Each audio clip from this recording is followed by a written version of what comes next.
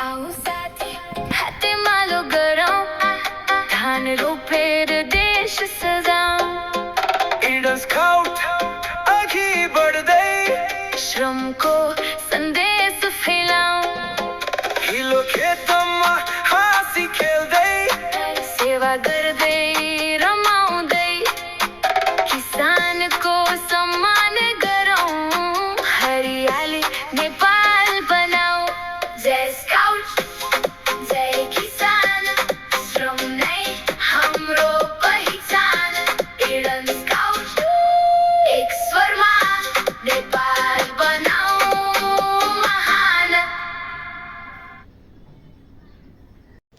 आज हामीले रोपेको धान केवल खेती मात्र होइन, हाम्रो मेहनत, एकता र समृद्ध भविष्यको प्रतीक हो।